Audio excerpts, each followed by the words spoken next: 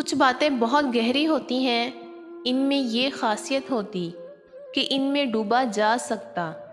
کہتے ہیں آپ کی زندگی میں 3 طرح کے لوگ ہوتے ہیں۔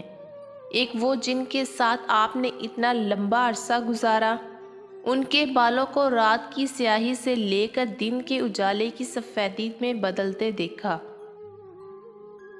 لیکن وہ سفیدی بھی آپ کا دل نہ جگمگا سکی۔ دوسرے وہ جن کے ساتھ آپ نے زیادہ عرصہ نہیں گزارا، لیکن آپ ان کے ساتھ پرسکون رہتے۔ تیسرے وہ جن کو شاید آپ چند دنوں یا بہت کم عرصے سے جانتے، لیکن وہ آپ کا دل روشن کر دیتے۔ کسی دانا نے کہا ہے، میں پہچانتا سب کو ہوں، جانتا کچھ لوگوں کو ہوں اور مانتا صرف چند ایک کو ہوں۔ جن کو میں پہچانتا ہوں ان کا ہونا نہ ہونا میرے لیے عین برابر ہے۔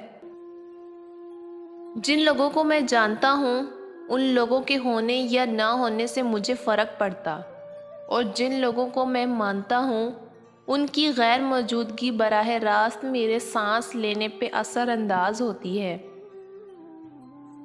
میں کہتی ہوں کہ کسی سے بچھڑنے لگو تو کوشش کرو کہ اس پہ ملبہ ڈال کر نہ بچھڑو، اسے پچھتاوے اور شرمندگی میں نہ چھوڑ جاؤ۔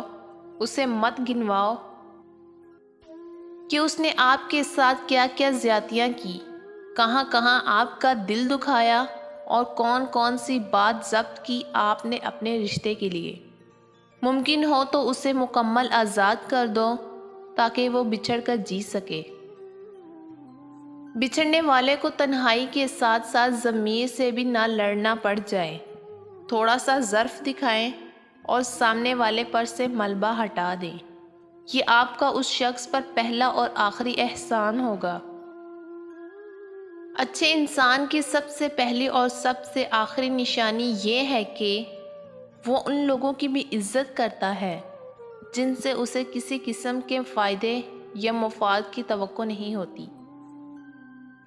جن رشتوں پہ وقت کے ساتھ ساتھ محبت کا چھڑکاؤ کیا جائے وہی تر و تازہ رہتے ہیں، ورنہ آپ نے اندازہ تو لگا ہی لیا ہے کہ جو کنجی استعمال نہ کی جائے تو وہ زنگ آلود ہو جاتی ہے۔